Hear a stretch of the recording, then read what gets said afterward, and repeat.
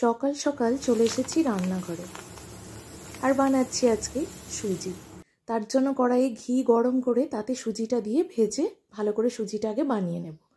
আর এখানে গামলিতে নিয়ে নিয়েছি আটা, নিয়ে নিয়েছি পরিমাণ মতো সাদা তেল, লবণ আর একটু চিনি। ভালো করে এবার ময়ানটা দিয়ে নেব।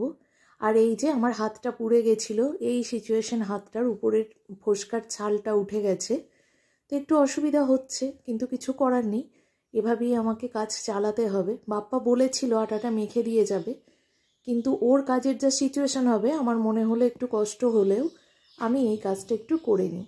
ওই যে ঘরের গৃহিণীদের এটাই মনে হয় হয়তো, তাই হয়তো ঘরের ছেলেরা অনেক কাজ করব ভেবেও করতে পারে না।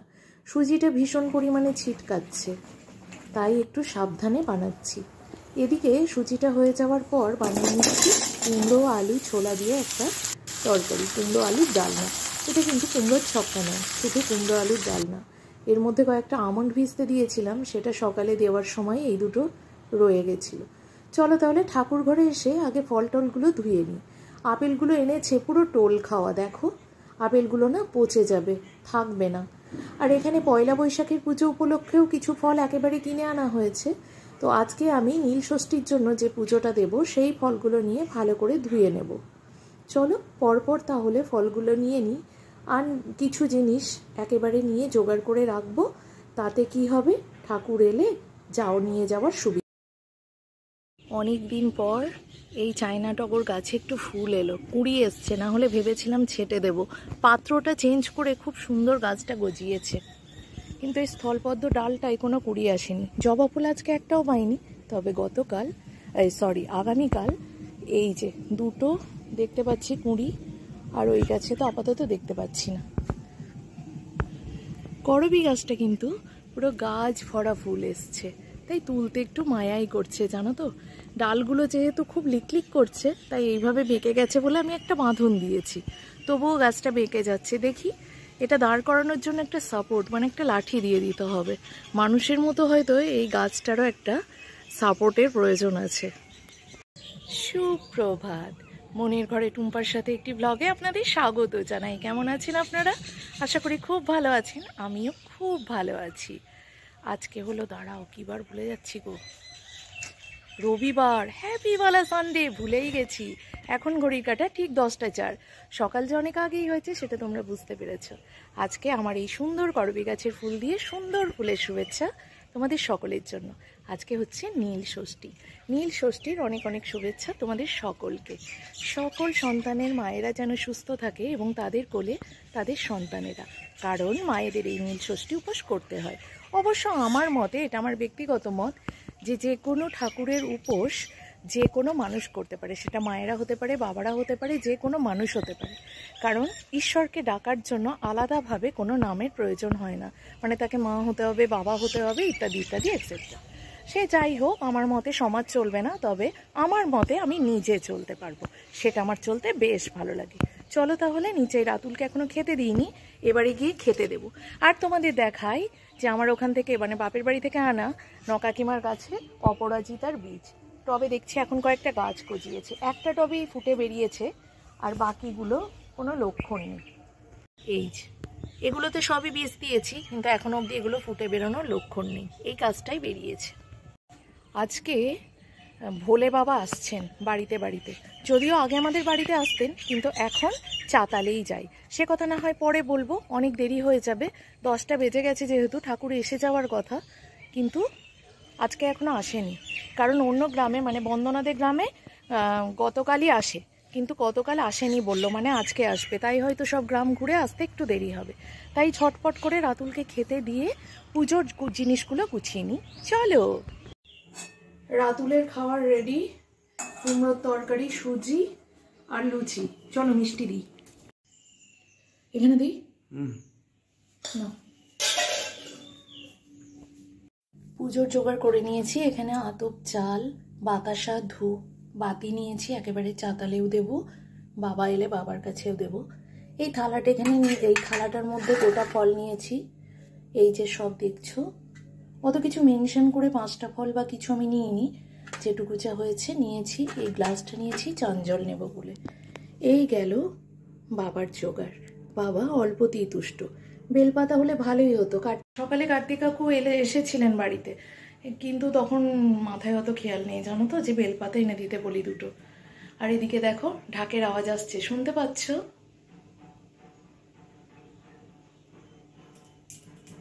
আমাদের মন্দিরে হয়তো এখনো আসেনি, অপেক্ষা করি। রাতুলকে খেতে দিলাম, আমার খাবারটা এখনো বানাইনি, থাকবে।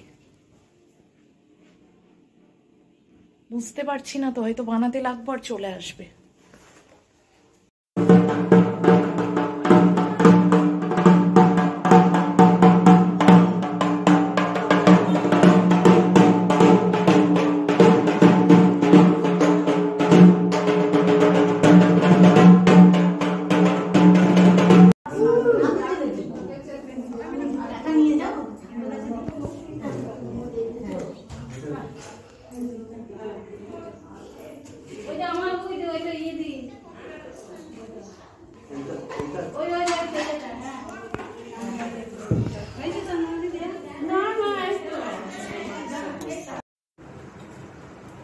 পুজো কমপ্লিট, প্রসাদ নিয়ে চলে এসেছি। চান জলটা ছেলেকে একটু দিয়ে আমি প্রসাদ খাবো।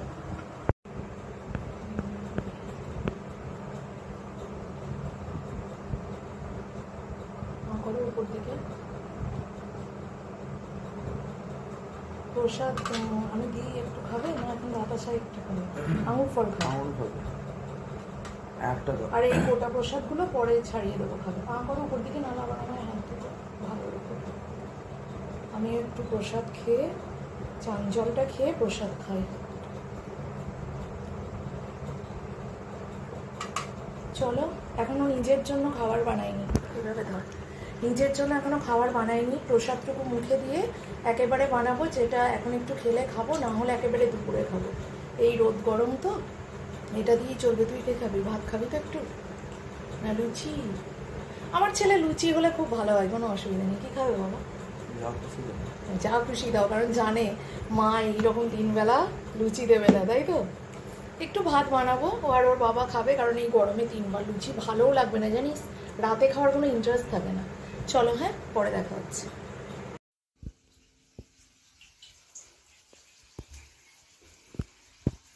তো বন্ধুরা, দুপুরের খাওয়া দাওয়া মোটামুটি রেডি, রান্না বান্না। এখানে এই লুচিগুলো রেডি করছি দুপুরে খাওয়ার জন্য, আর খিদে পেলে সন্ধ্যায় একটু খাবো। এখানে রয়েছে বাঁধাকপির ডালনা, আলু ভাজা কাটা রয়েছে, ওটা এখনো ভাজা হয়নি, আর এখানে লুচি বানানো চলছে, আর এখানে রয়েছে খাওয়ার দাওয়া, সেটা তোমরা একটু দেখে নাও। প্রসাদটা রেখেছি, বাপ্পা এলে দিতে হবে। এখানে রয়েছে কুমড়োর ডালনা, এখানে রয়েছে মিষ্টি, বোঁদে, পান্তুয়া, আর এখানে রয়েছে সুজি। আর ভাতের ডিপার্টমেন্টে রয়েছে এখানে আলু পটল, আর রয়েছে ভাত, এখানটায় রয়েছে চাটনি, চাটনিটা কালকে, আজকে বার করলাম, আর এখানে রয়েছে ভেজ ডাল। তুমি তো এখনো বাচ্চা, এই যে বাচ্চা ছেলে খাচ্ছে এখন, খাওয়া দাওয়া কমপ্লিট। আর এই যে আমার খাবার, এতটা পরিমাণে তরকারি নিয়েছি, আমার তরকারি খেতে ভীষণ ভালো লাগে, সেটা তোমরা জানো, হু করবে না। আর এই যে লুচি এখন নিচ্ছি, 4টে আপাতত নেবো, তবে 4-5টাই খাবো। আমি ভাবলাম পুরোটা নিয়ে বসলে, এই পুরোটাই নিয়ে বসলে ভাবলাম রহস্য হচ্ছে এটা, কিন্তু এটা কিন্তু খুব ঘোর রহস্য, এটা ঘোর রহস্য। না, আমার ইচ্ছে করছে না, এটা ঘোর রহস্য হচ্ছে। আমাকে রহস্য করছে এরা, তাতে আমার কিছু এসে যায় না, কারণ আমি কারোর কথা মনে নিই না। আমি নিজেকে ভালোবাসি, নিজেকে ভালো রাখার জন্য সবার সব কথা হজমোলার মতো হজম করে নিই। চলো খেয়ে নিই, হ্যাঁ, বিকেলে দেখা হবে হাঁটতে বেরিয়ে।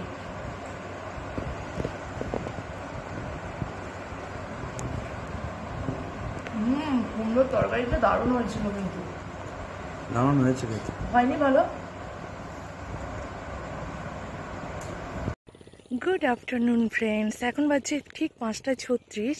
আমি বেরিয়ে পড়েছি হাঁটতে, বা ইভিনিং ওয়াক যাই বলো না কেন, যদিও সন্ধ্যা হতে বেশ খানিকক্ষণ দেরি আছে। বেশ কিছুটা হেঁটে আমি চলেও এসেছি, এই যে এই রাস্তাটা। চলো বাকিটুকু হাঁটা যাক। আমি আর বাপ্পা হাঁটতে এসে বসতাম। এখন অবশ্য ইচ্ছে থাকলেও একা একা মন নেই। এই যে চলো বাকিটুকু হেঁটে কমপ্লিট করা যাক।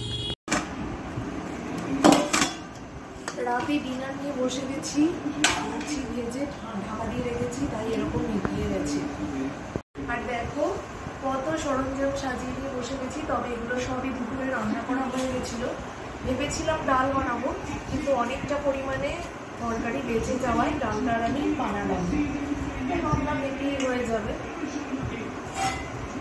তাহলে বন্ধুরা, তোমরা কে কেমনভাবে নীল ষষ্ঠী পালন করলে অবশ্যই জানিও। আর খুব ভালো থেকো, সুস্থ থেকো। পরের দিন আবার দেখা হবে। হ্যাঁ, খাবার দিতে ব্যস্ত থাকলে কথা বলতে গেলে না খুব ভুলে যাই, ঘাবড়ে যাই। ওই দেখো কাঁচা লঙ্কা আনতে চুকেছে দিয়েছে, জানিস বাবা। তো এই যে বাঁধাকপি, কুমড়োর ছক্কা, একটা ক্যারিটি বাঁধা আছে গো, ওটা নেওয়া হয়নি। কি পাওনি? উঠবো। তাহলে বন্ধুরা খুব ভালো থেকো, সুস্থ থেকো। আর এবছরের আর একটা মাত্র দিন রয়েছে, খুব আনন্দে খুশি খুশি সবাই নিজের নিজের পরিবারের সাথে, ভালোবাসার মানুষের সাথে ভালো থাকো। দেখা হচ্ছে আবারও আগামীকাল। অবশ্যই সুস্থ থেকো। টাটা।